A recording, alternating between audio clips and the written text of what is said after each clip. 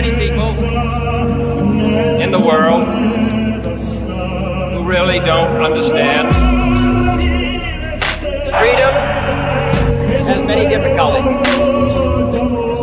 but we have never had to put a wall up to keep our people in.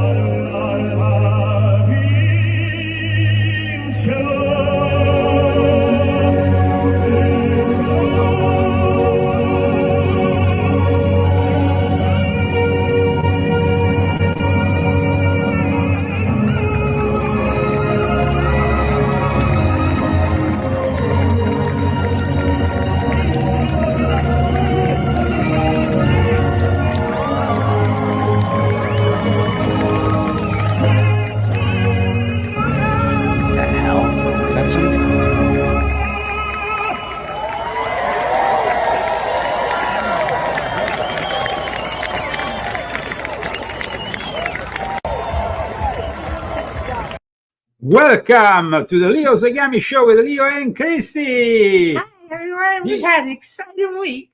Well, exciting week, of course, the departure from his earthly being of the Pope has... He's not a zombie anymore. He's not a zombie anymore. Last week I told you that he was about to die, and he died soon after. Christy already... I said he was dead already, and he was a zombie. Well, in any case, they managed to parade him, like I said last week, around the square for Easter. That was disconcerting. I saw that. I was like, what is going on? Well, yeah. Nothing. Yeah, it's The Weekend with Bernie. What's the name of that movie? Weekend with Bernie. Yeah, I guess so. In any case, one of the last people to see him alive was J.D. Vance, and incredibly enough, JFK's niece accused Vance of having killed the Pope. Crazy stuff.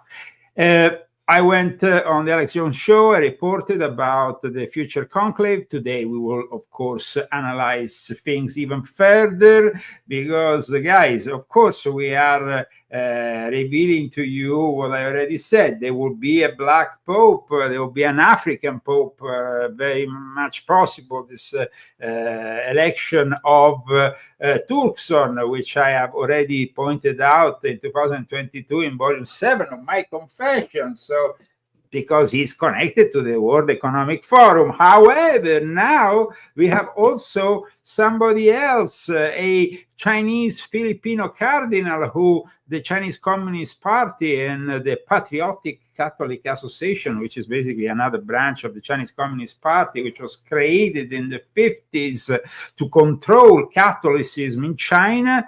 Well, they seem to want him very much. So we have now these two contenders. Do you have a favorite? Like I said, I am definitely more propense to think that it's going to be Cardinal Turkson. But today I would like also to discuss the reality and not the fiction. You know, we have this film, Conclave. Now the film has there's a renewed interest in this film, and everybody's watching it in various streaming services. After, of course, it was already a hit at the box office, but now there is, of course, a renewed interest. And the thing is that people who see Conclave think they know everything about the Vatican, everything about conclaves, and that's it. There is a lot of errors in this movie, and there is first of all this Cardinal Impectore, this guy who suddenly comes from Kabul. Impectore means that he was nominated secretly by the Pope. However, if in reality you go to a conclave and you have to be accepted by the other cardinals, the Pope would have been obliged to reveal the existence of this cardinal before the election. So to become a cardinal elector, you have to be revealed. You cannot be only impectore. So there is this, there is some errors. However, everybody's talking again about conclave, so we would like to point out on certain things. Actually, there's a problem at the moment in Casa Santa Marta, which is the place, it's actually a hotel within the Vatican walls, where the Pope ended up residing. Now, this hotel has been built to host all the people, all the cardinal electors, those ones who are less than 80 years of age, who participate in electing the cardinal. But there is a problem, because the Pope went and lived there. He didn't go and live in the Vatican, in the official palace. He preferred to be modest. He made this whole thing about him being a modest guy, and so he preferred to stay in Casa Santa Marta, also with his collaborators who occupied various rooms. So now there is problems in how many rooms are available for the actual cardinals, because, first of all, as I pointed out in my articles you can find on leozagami.com, Pope Francis has elected an unparalleled number of cardinals to rig the whole conclave that will follow his death.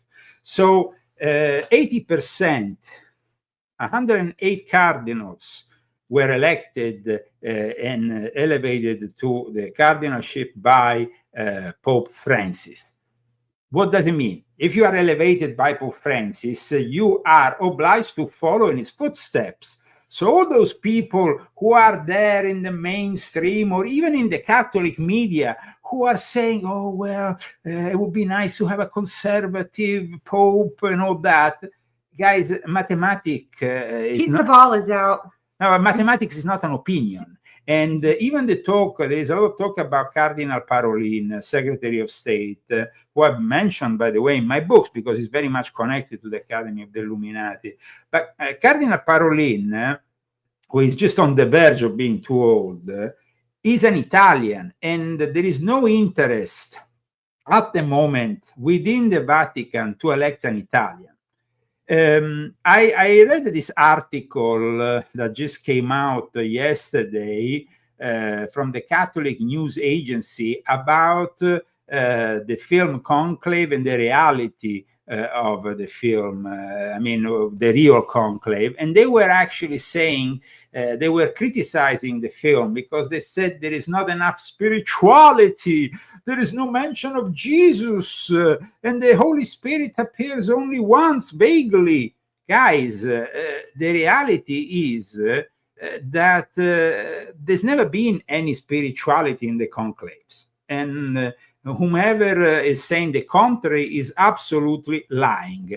The actual way it was portrayed in this movie Conclave was quite honest, to tell you the truth, and I was quite surprised because there is conclave drama. It's actually happening now with Cardinal BITCHUTE, who demands to participate even after he was accused by the Pope and he was involved in a fraud that we talked about for years with the acquisition of this building in London and so on.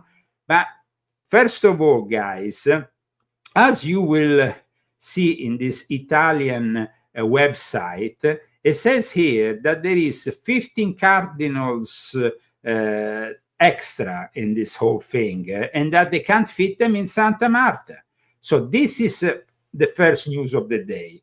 15 cardinals di troppo. It means that this conclave like this could risk not to be valid, because those cardinals, if they are electors, they're all entitled to be there. However, I don't see the problem. Why don't they just put a few in the same room? I mean, they're nice rooms in Casa Santa Marta. I mean, the movie Conclave at least shows you how nice that place is. And I don't think they want to keep them separate. But the reality is that there is no room. The reality is also that the Pope, from what the article is saying here, didn't calculate that he would die so soon. So he was expecting some of them to reach the 80 years of age before he died next year. So that means that they now have no. Once they're 80, they can't. Yeah, they can't participate. That's another thing. Another error in the movie Conclave I noticed is the mixing the figure of the Camerlengo with the figure of the deacon in charge of the College of Cardinals. These two figures are a little bit mixed up. Why? And I will explain in a moment. You have the Camerlengo, who is in charge of the sede vacante. The moment the seals are broken, the Pope is declared dead, they declare sede vacante, meaning that there is no Pope in charge. At that point, the Camerlengo is in charge. But then you have another figure, which is the deacon, who is also in charge. But before going back to that incongruence in the movie, and by the way, the strange thing is that in reality, the deacon is too old, because it's Cardinal Red, one of the oldest cardinals at the moment, who is the deacon, is 92 years of age. So he's not going to be able to be there anyway. And it will be actually Parolin, the present Secretary of State, a lot of people are talking about as a possible papabile. Papabile means the possibility of becoming Pope. So today we want to discuss the reality of all this. There is, of course, a constitution that it's in charge of the whole validation, and everything is followed very scrupulously for hundreds of years. This tradition has been followed in a very scrupulous way. However, in the Hotel Santa Marta, if you want to call it hotel, it's just like when you go into the Vatican, you find the St. Peter's Square, you go on the left, there is the road that goes after towards Borgo Santo Spirito and the Jesuits. But before that, actually still in the Vatican walls, right on the, there is an entrance there is Swiss guards, you go in, and then you go on the right and you enter Casa Santa Marta. I've been there only once, but it's a place that is inaccessible if you don't enter into Vatican territory. However, it's a place with 106 suites and 28 single rooms in all 134. Okay? So some people will have to sleep with other people, but there is not available the room of the Pope, because that has been sealed by tradition. Everybody who has seen the film Conclave has seen the moment they sealed the room, which after is unsealed by the protagonist, the deacon, who breaks the seal and to enter and inspect the room. It is that moment of the scene. So I think that to describe everything in a clear way, I would like to go through a parallel between the movie and also we would like to discuss what happened earlier, because we had the funeral, we had Zelensky meeting with not the Pope, it wasn't Pope Trump, but it was Donald J. Trump and Zelensky together. That was quite an interesting situation. I'm gonna show you the images for those who have missed this encounter today. And welcome to the Leo Zagami Show. Who are our sponsors today, Christy? Malgorzata Minta, Daniel Estes, and Aiden Carter. Thank you so much, guys. We have And all the people that bought the book this week. It was great. Thank you very much. And Books. of course, today will be remembered because we had the left had spread the fake news that Trump will be put somewhere else. He will be put in the third row. Yeah. Instead, it was Joe Biden who was put in the third row, guys. So we have also images of Joe Biden who was put in the third row. But these are the images of President Trump meeting with Zelensky.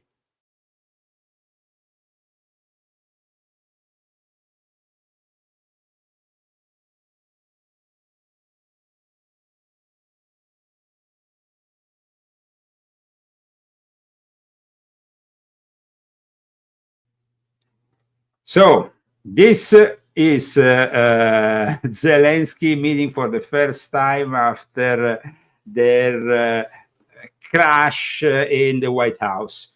There is, of course, now a lot of talk, especially from the religious contingent, saying, oh, God is helping peace, helping the peace process. Bergoglio wanted this peace process too. Well, I'm sorry to say, but behind the scenes, Bergoglio, as a Jesuit, was quite an instigator because the persecution of the Orthodox Church linked to Moscow has been one of the priorities of the midget there, Zelensky, who was present at this incredible event today with many other heads of state. We will also show you a brief clip about that funeral we had today before, of course, discussing further the conclave.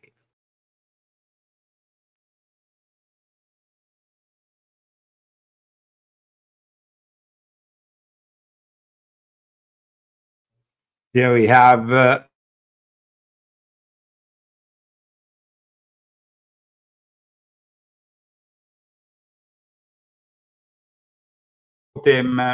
they brought him to his place, to his position, and we have, of course, various heads of state present. There is the Finnish president there. There is Melania, of course, dressed up as it's required for a funeral at the Vatican in black. In general, only the Catholic queens can wear white, but not, of course, during a funeral of a pope. That is one of the rules. And like I said, Joe Biden was nowhere to be seen.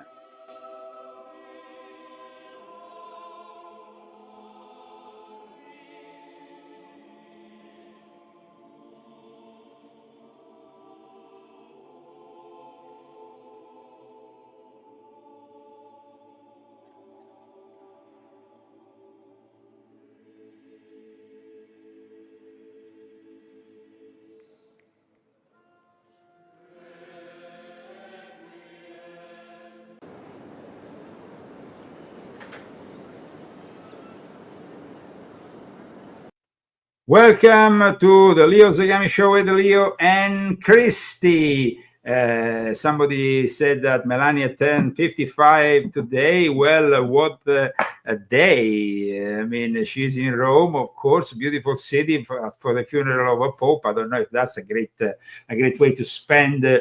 I wouldn't want to spend my birthday there. Absolutely. Every time I brought Christy there, it was not that great as an experience. In any case, here we go with the Leo Zagami Show. Guys, if you want to support our show, I'm going to put our GoFundMe, just so you have a way to support us. We have also Cash App. You can find the handle at leozagami.com, together with all my latest articles, guys. This is very important. In fact, I want to show you one of my latest articles, which is connected to what is happening at the Vatican in a few days. On the 6th of May, the conclave should take place, and the two #1 candidates are the following. Here we have the Chinese Communist Party candidate on the left. Like a WWF. And then you have on the right the World Economic Forum cardinal, which is Cardinal Turkson, which I said it was a favorite of the World Economic Forum in volume 7 of my confession, which is dedicated to the occult roots of the Great Reset. And of course, it's a book I suggest you read, so you find also the connections that are there between the World Economic Forum and, of course, Pope Francis and the Vatican after what was known as the Pact of the Catacombs, which was sanctioned in the Catacombs of Rome at the end of the Second Vatican Council in December 1965. Any case, Cardinal Luis Tagle is this guy here, and he's actually a Filipino-Chinese, very much connected with China, very much a favorite of the Chinese Patriotic Church. This is very important because the Chinese Patriotic Church has an identity of its own. It started in the 1950s, is actually self-nominated themselves bishops, and they followed up after a series of manifestos were issued by Catholics who were also members of the Communist Party, who in the end formed this association in 1957 and started nominating their own bishops. These bishops were never recognized by the Vatican until John Paul II started to gradually open up. Ratzinger also, even if Ratzinger was still very much supportive of what is known as the underground church, that today is no longer existent, because in 2018, in the fall of 2018, they ratified the first agreement. Remember, there was no diplomatic connection between the Vatican and China, because the Vatican from 1951 recognized Taiwan as China, and mainland China instead with the Chinese Communist Party was never recognized, especially when they started to persecute the Jesuits and the Catholics. Certain Jesuits managed to stay though, and actually they became part of the, of course the Jesuits are very transformative, of the Catholic Patriotic Association, and at that point it was like in secret this connection was still kept with the Vatican. The Vatican, of course, couldn't recognize bishops which had no episcopal lineage that was legitimate, because most of them being sanctioned by the Communist Party doesn't mean, some of them were former people that had been in seminars, who had been brought up by the Catholic Church before, of course, passing to the Catholic Patriotic Association. But this Catholic Patriotic Association seems to like very much this figure, which is called Cardinal Luis Tagle of the Philippines. So it's either him or either the Ghanaian Cardinal Peter Turkson, or another black guy. But when you see the movie Conclave, it's actually quite racist, because the black guy who is in the movie Conclave is accused of having had an illegitimate son with a nun that suddenly explodes in a scandal. He in the movie Conclave, basically, there is a parallel with the reality, and that's why New York Vulture has made this article a few days ago, which I want to show you. Filipino is Hispanic, not true. There is also Chinese Filipino. There's a long stories of Chinese Filipinos. you can actually study that story, and maybe you can become more knowledgeable. For those people who have a little understanding of what I'm showing here is Cardinal Lawrence. For those who have watched the movie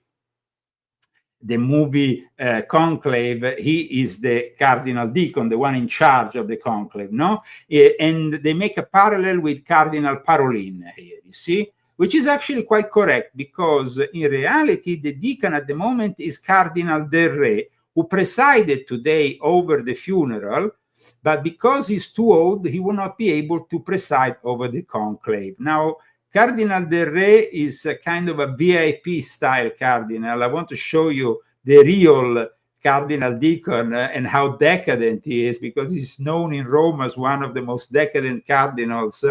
He likes to eat very much, like most cardinals here. Porchetta.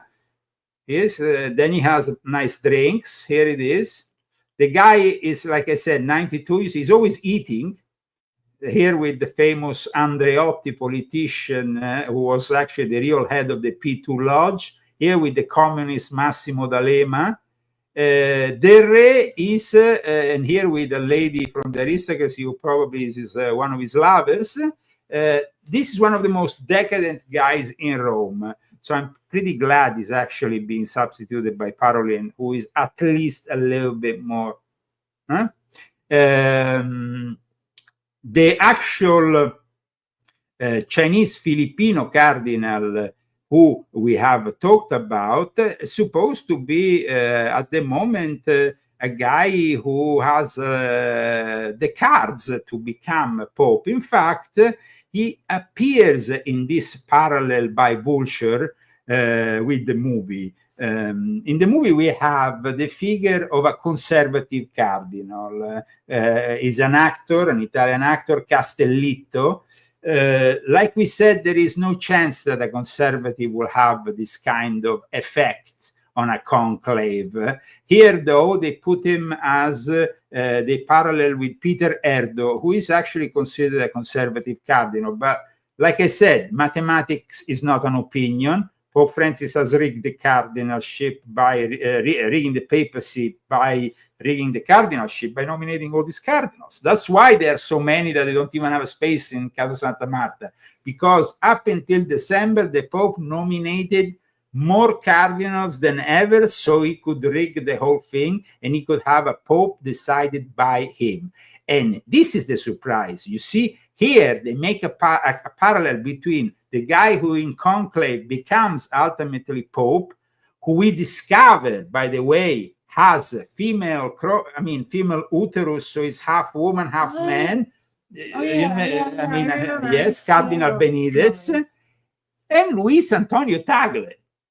Now, we know, and this is not a speculation, this is reality, that the Pope has actually nominated, not in pectore, but in reality, a cardinal who is supposed to have both sexes.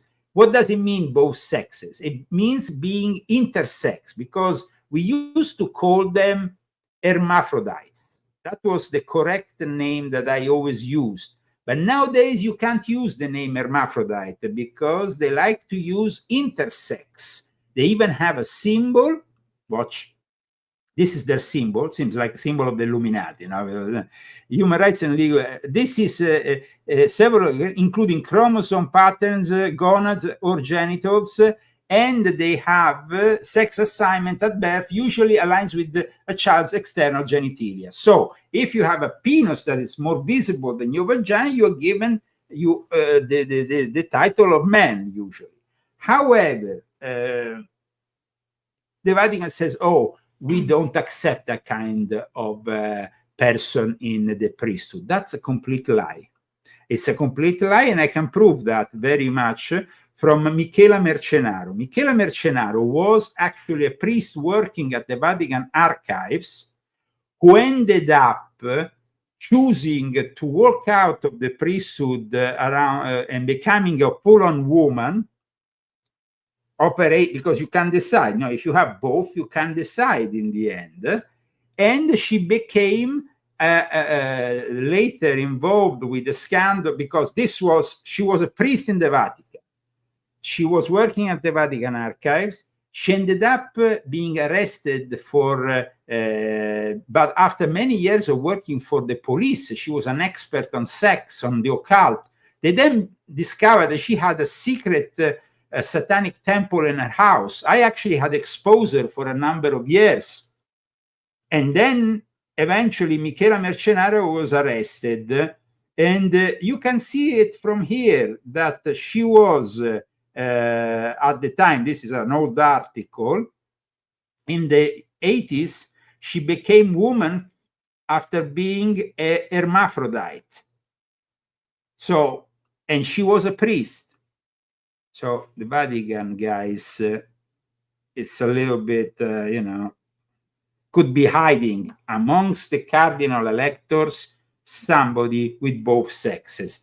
So what has been shown to you in the movie Conclave could have some reality. However, we have then the Black Cardinal. Like I said, I find the whole thing a little bit racist because in the movie Conclave, you have Casa Santa Marta, which is sealed. They can't move from there. They're going to have to live there until they elect a pope. And then what happens is this guy starts to get a lot of votes because they have few vote, you know, it's like they shut the rooms, you start voting. If they don't reach the necessary amount of votes, they you see the black smoke coming out of the chimney until you see the white smoke, and at that point, habemus papam, and you have the pope. This is the process that brings the papabile to become pope. However, this gentleman here in the movie, who is described as a possible future pope, suddenly has a scandal in the film. In the film, there is Isabella Rossellini, who is in charge, is a typical Jesuitessa, which is these nuns who usually belong to Catholic orders which accept the Ignatius spiritual exercises and practice them and work very much hand in hand with the Jesuit order. There's a number of them. And she's in charge, this Isabella Rossellini, which used to be a very beautiful lady back when she was young. She's the daughter also of a famous actress, no? A famous Swedish actress. I can't remember the name, but now she really looks old, Isabella Rossellini. And at one point, this black nun drops the food, and there is a bit of this sudden, how do you say, chaos. And she's found in the office with Isabella Rossellini. Eventually, the deacon arrives, investigating the whole thing, and she admits that she had a child from this cardinal 30 years earlier when he was young. He gets, of course, a visit in his room in Santa Marta by the cardinal deacon, and he has to admit that that is true. And he starts crying, and eventually he has to renounce to the papacy. So this is what happens in the movie Conclave. However, we have various candidates. We have Cardinal Turkson, which is a favorite, which I said in volume 7 might become Pope, who I don't know why it's compared by Vulture to this cardinal in the movie. This cardinal in the movie that gets a visit, like I said, from the main character of this movie, which is interpreted by a brilliant Ralph Fiennes. Like I said, there is some incongruences because the character of the Camerlengo is mixed with the dean, the leadership of the dean, which is in any case Thomas Lawrence, which is the guy who interprets what at the moment is in reality the office of Giovanni Battista Re, which we said, by the way, will not be able to participate because he's too old. So this is Giovanni, the real guy who is being interpreted by Ralph Fiennes. And then there is a Camerlengo, who is another guy who then gets himself a little bit more conservative, who in this movie gets accused of being who have participated in acts of simony. And so for that reason, he will have to also step back. In this whole movie, guys, Conclave, like I said, the fact that they have pushed aside the first black pope in this way sounds a little bit suspect, because in reality, something happened in the last few days when the body of the pope was shown. This scene might be remembered in the future. Now, I am making an hypothesis here, but this might be the beginning of the making of the first black pope. Black not intended as the head of the Jesuits, but intended as the first African or of African descent. This happened a couple of days ago during the funeral, and it was complete chaos when this black guy said, "Is it because I'm black?" And he was kicked out.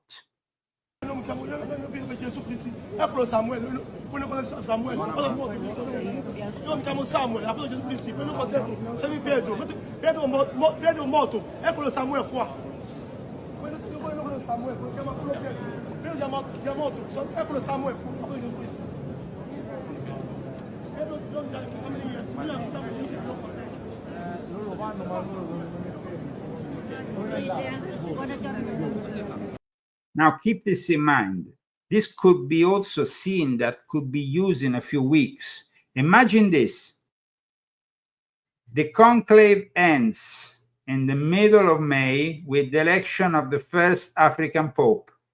The African Pope on a Wednesday, when usually the popes do their audience, receives this poor African guy who was the victim of racism in the Vatican, and everything in front of the cameras for the joy of a word which is, of course, emblazoned and taken, oh, wow, the first African Pope, because Africa is the place where the Catholic faith is growing more than ever. So there is no other possibility. There's no Italian, there's no other kind of popes, white popes. Forget about it. It's either the Chinese, who have been given billions to the Vatican, and I'm talking billions.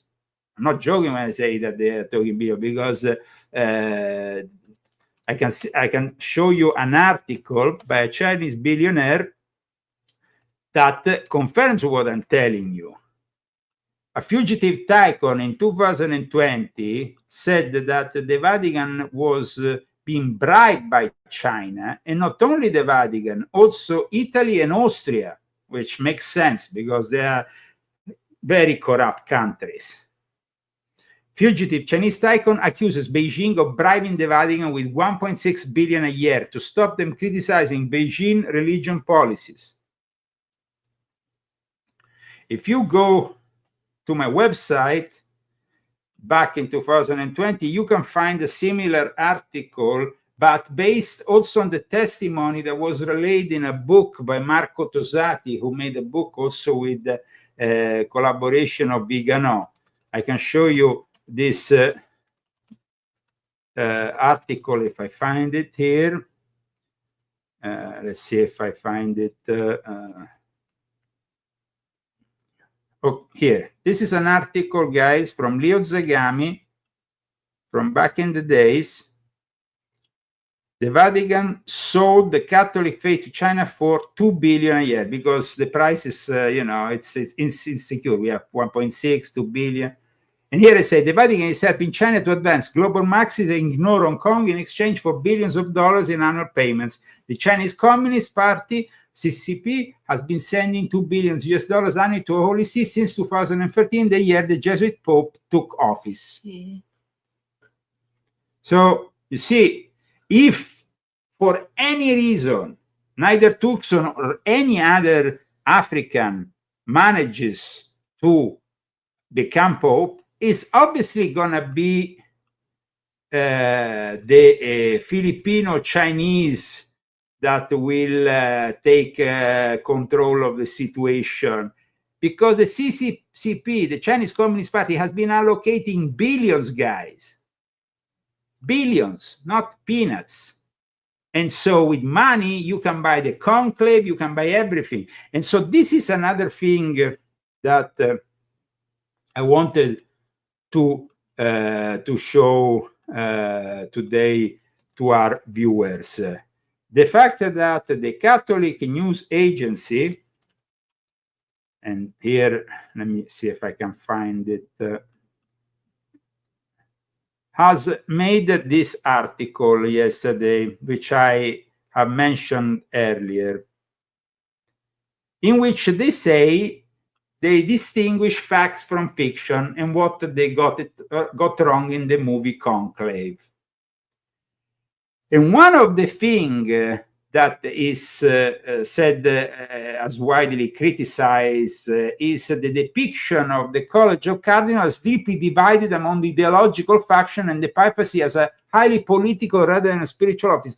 It has always been a political rather than a spiritual office.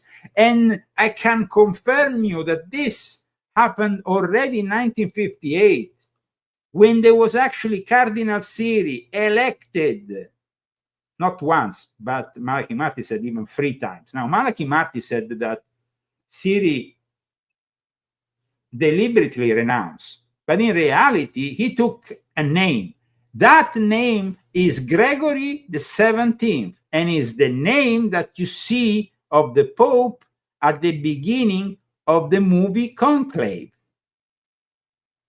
So here I want to show you a video of what happened in 1958 when Cardinal Siri, who I talk about in volume 3 of my Confessions. I also show the last, I have the privilege to talk with the last seminarist of Cardinal Siri, Walter Trovato, who is also he works also as an honorary canon of the Sovereign Military Order of Malta, of the SMOM.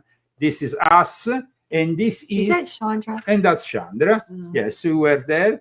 And this is the white smoke when Cardinal Siri was elected Pope. He was threatened because Cardinal Siri wouldn't stand for the Masonic values that were about to take over the Vatican with the Second Vatican Council. This is what happened.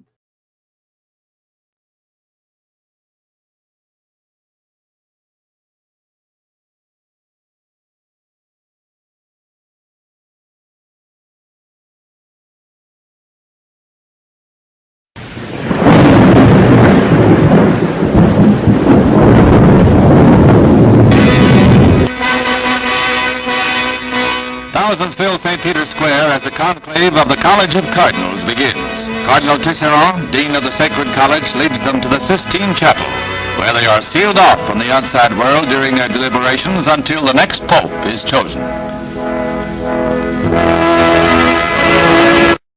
This is Cardinal Giuseppe Siri, Archbishop of Genoa. Cardinal Siri was the most popular cleric in Italy at the time of the conclave, and the man most observers expected to be proclaimed Pope. He was also Pius XII's desired successor. Pius XII made him Archbishop of Genoa when he was 40, and made him Cardinal when he was just 47, at the time the youngest of the College of Cardinals. He was a staunch traditionalist and adamantly opposed to innovation. He is also the man many believe was the true Pope elected at the 1958 conclave, 2 days before Angelo Roncalli.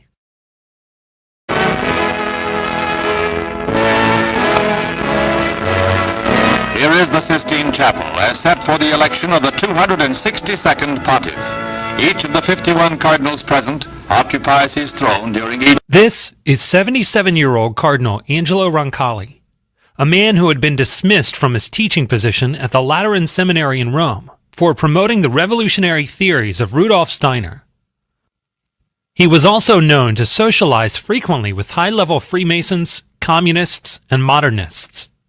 A man who Pius XII, at the behest of the FBI and the U.S. State Department, sent off to Venice as Archbishop in hopes to keep him out of trouble for the remainder of his life.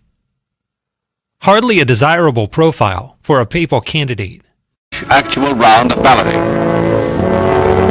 The results are signaled by this stove to the watching world. Straw from old wine boxes is mixed with the unsuccessful ballots to send up black smoke. A successful ballot will be marked by white smoke. In the square outside, what the narrator says here is not quite right. The ballots are always burned after every second balloting. When no one received enough ballots, wet straw is added to the ballots, which produces a thick, dark smoke. On the other hand, if a new pope is chosen, dry straw is added, which produces pure white smoke, easily distinguishable from the first type.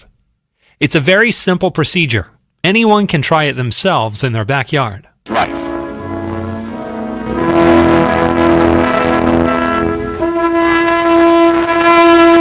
Eager attention is concentrated on the thin chimney atop the Sistine Chapel to the right of St. Peter's Basilica. It is almost noon when the first puff or fumetta appears. It's white. This is the first fumetta, which appeared shortly before noon on the first day of balloting, Sunday, October 26th. The second fumetta, which we will see shortly, appeared at 5:55 p.m. and lasted a full 5 minutes before turning dark. It is important to note that at the previous papal conclave, which elected Pius XII, the white smoke burned for only 2 minutes. Excitement fills the square until the second, a black puff, emerges moments later. Rebuffed enthusiasm makes the deadlock of the cardinals seem all the longer through the succeeding ballots.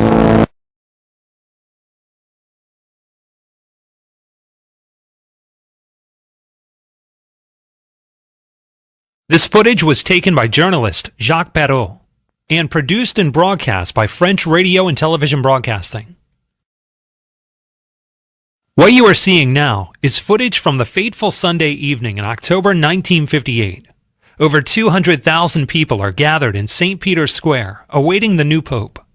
Little do they know, as darkness falls on Rome, that an impostor is on hand, waiting to claim the chair of Peter.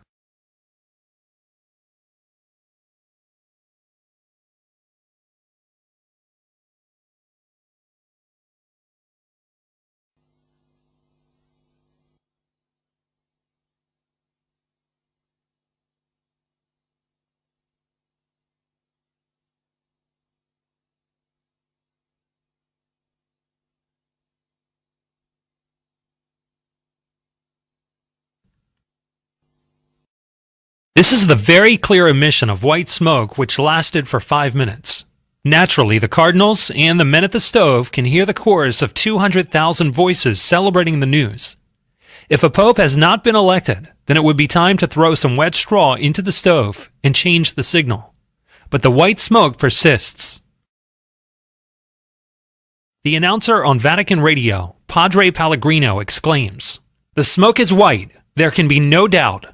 A pope has been elected." Reports go out around the world that a new pope has been elected. Vatican officials scramble to their positions to greet the new pope.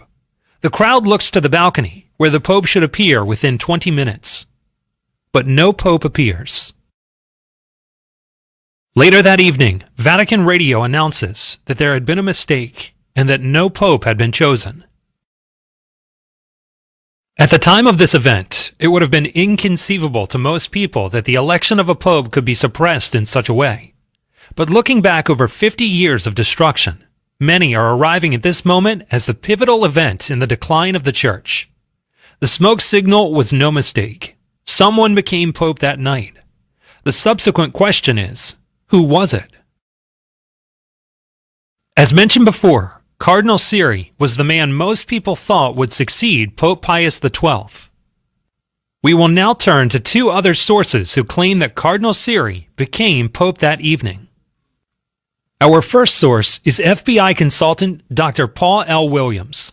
Williams quotes two State Department declassified files in his book, The Vatican Exposed. In 1958, when the cardinals were locked away in the Sistine Chapel to elect a new pope, mysterious events began to unfold. On the third ballot, Siri, according to FBI sources, obtained the necessary votes and was elected as Pope Gregory XVII.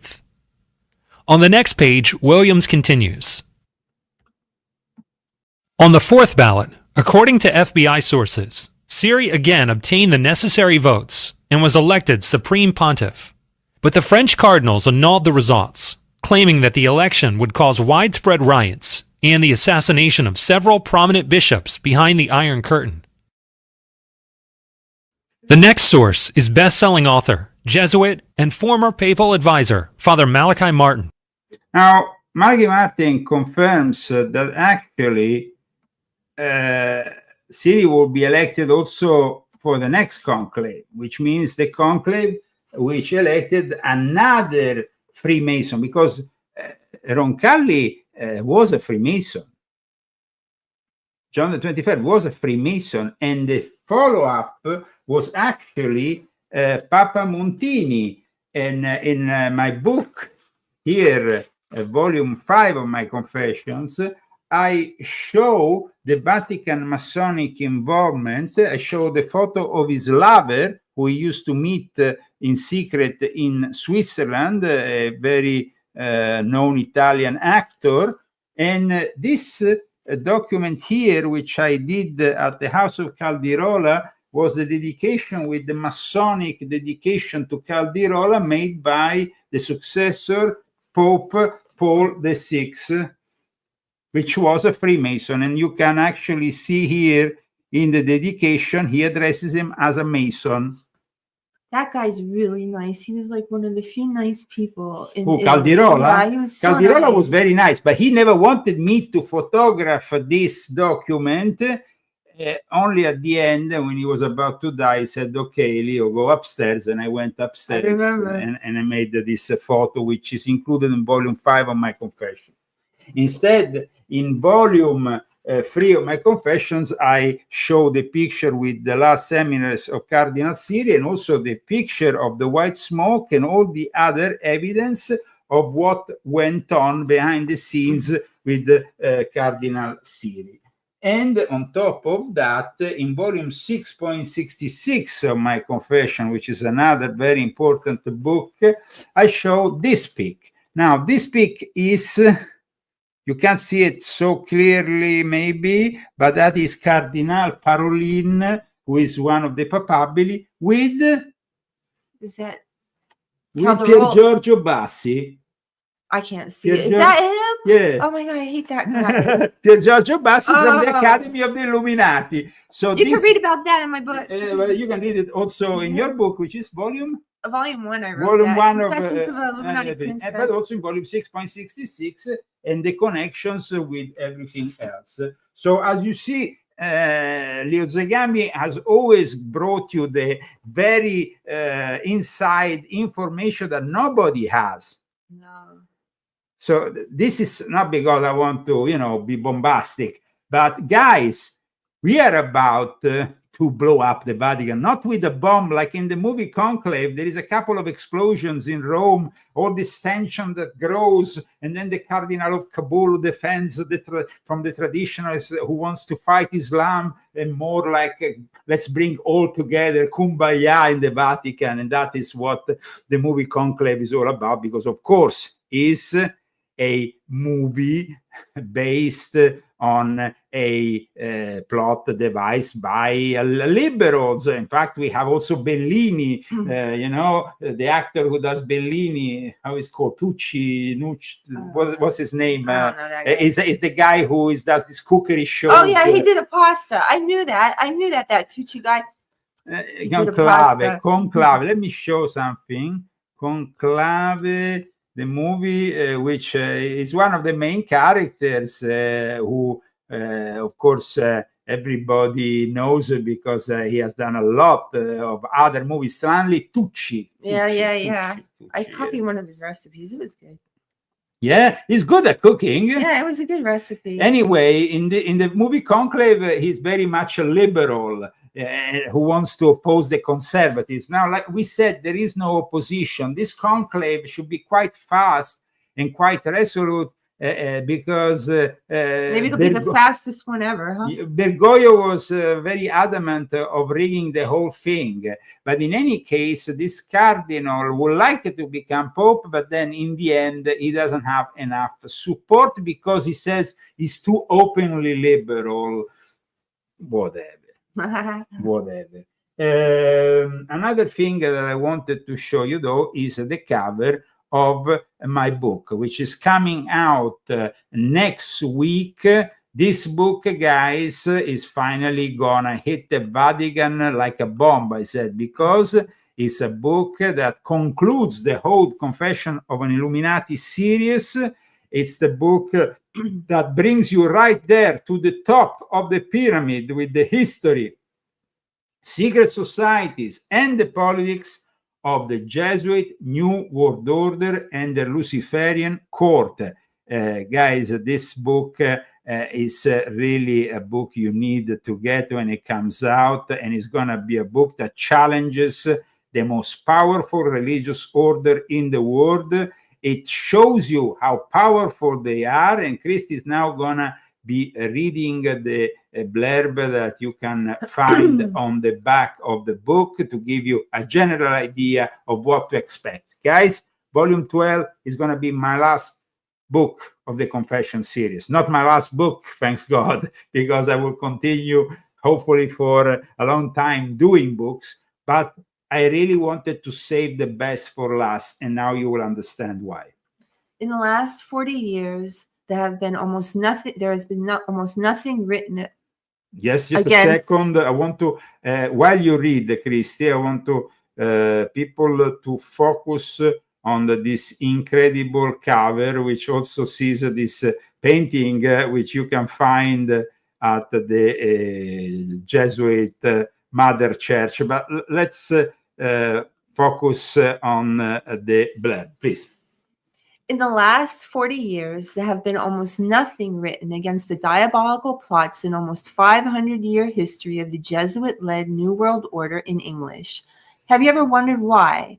Most authors and researchers prefer to avoid this subject because they are often unprepared and afraid of repercussions from the powerful and unscrupulous Society of Jesus, described as the scientists of the church and God's soldiers, who in the meantime openly control the educational establishment and covertly push alternative theories, often blaming the Jews. For the first time, a world-renowned expert on the Vatican and former Grand Master of a paramasonic order will unveil the untold secrets of the company and their Jesuit generals, viewed by some elite Freemasons and Illuminati as the disembodied eye, which was substituted for the pyramid's missing capstone, the stone the builders rejected. In the final, unmissable installment of the popular Confessions of an Illuminati series, Leo Zagami reveals who is at the top of the pyramid that controls the world, revealing for the first time the untold secrets of the Jesuit Luciferian court, made up of secret societies, think tanks, politicians, businessmen, and religious leaders, whose final purpose is to promote global communism and the rise of Satanism and the Antichrist. This book, guys, is probably my most challenging book, and it's also been one of the most difficult to put together. That's why I saved it for the last, no? Because you are challenging the guys who have in their hands the best universities on the planet.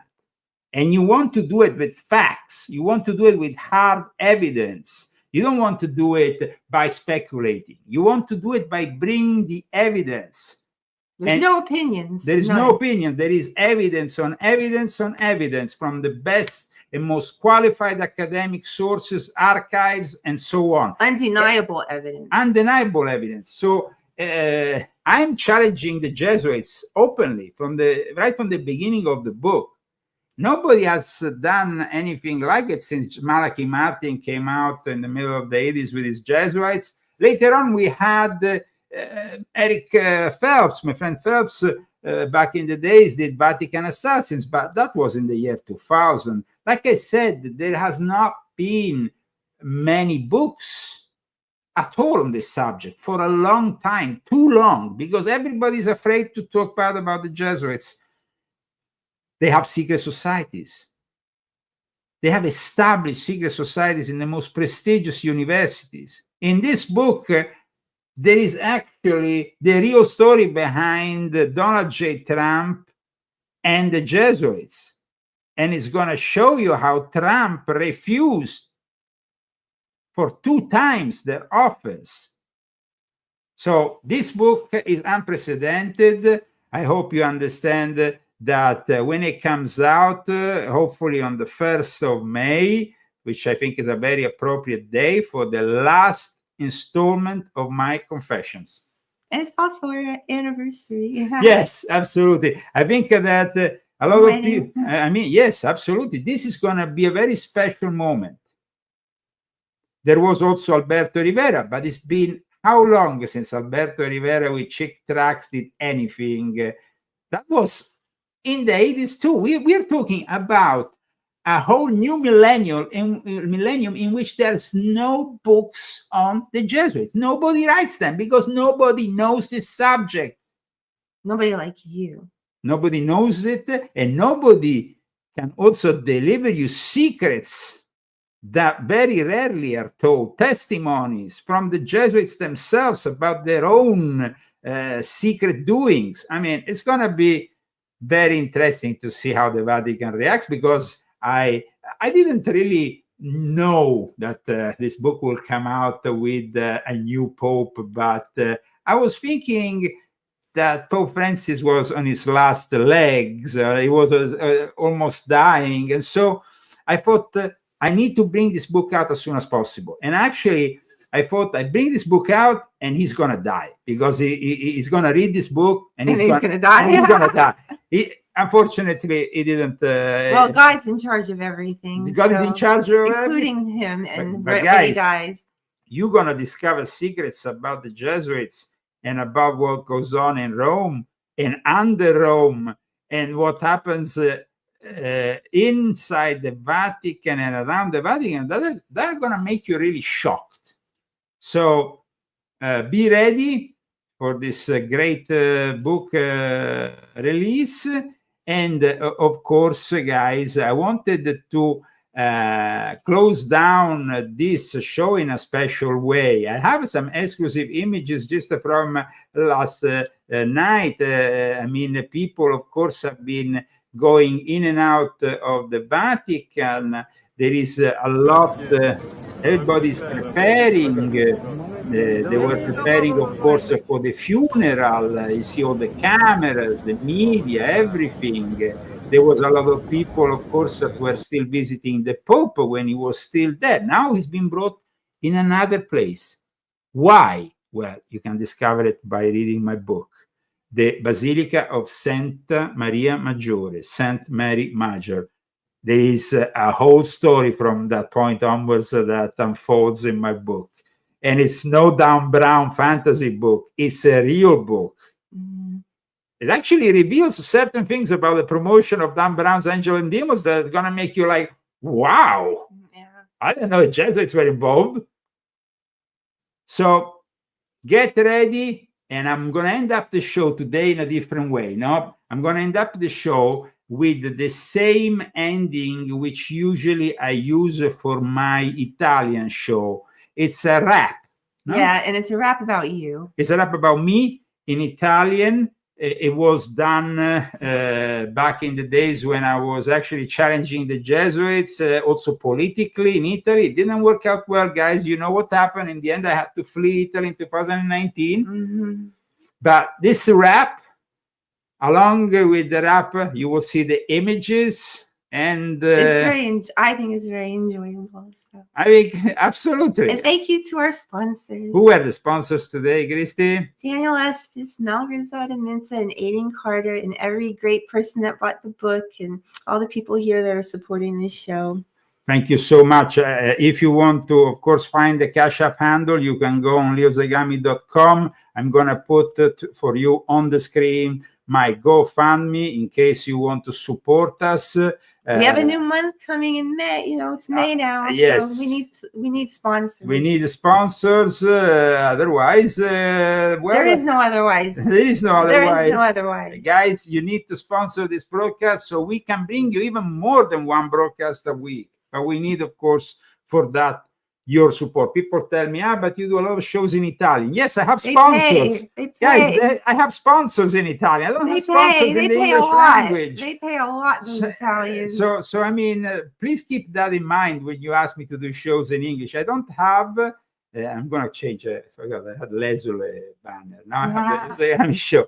But that's how it is. That's why I do shows in Italian, because I have sponsors. And He does 4 shows a week. Yeah, in Italian, because I have sponsors. And he always, he goes on and on with it. It's been how many years now? 5? 5 years. 5 years that he's been doing 4 shows a week for the Italians, and they never stop these shows because they always. Yes, they always need support. They need him, and so they give. Absolutely, but and it's not, it's just enough to keep us going, and that's all that matters. So if you want to support our show, GoFundMe or Cash App or the purchase of my books, and of course, I see you next week on Saturday. May is going to be an incredible month. I already have received offers from all sorts of big shows on the internet, shows with hundreds of thousands of subscribers, millions of views. They all want me because, of course, they know that Leo Zagami predicted the last Pope, Pope Francis, and now is predicting the new Pope. And once that Pope materializes in front of your eyes, you're going to see also, wow. But also, you want to know what is behind this new liberal Pope, regardless of the fact he's black or Chinese or whatever he is. He's going to be another liberal anti-Trumpian. Remember that. Keep that in mind. Leo Zagami, la politica cambia musica. Oh, yes! Leo Zagami, almeno fatelo dire da un ex illuminato.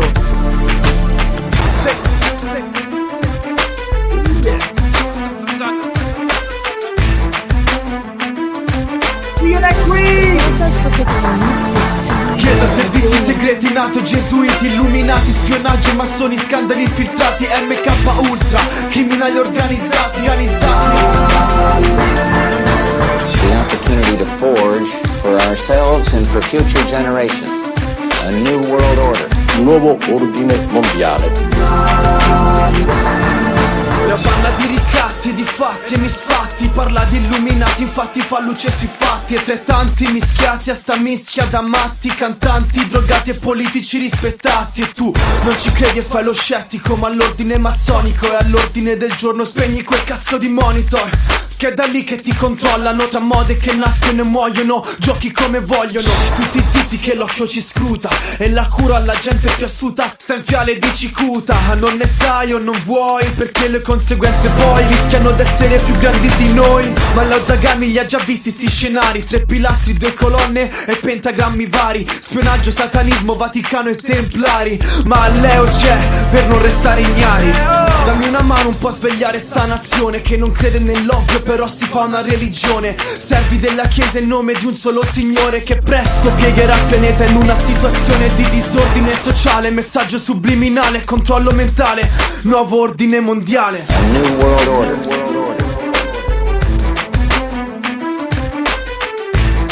Nuovo ordine mondiale. Chiesa, servizi segreti, NATO, gesuiti, illuminati, spionaggio, massoni, scandali infiltrati, MK Ultra, criminali organizzati.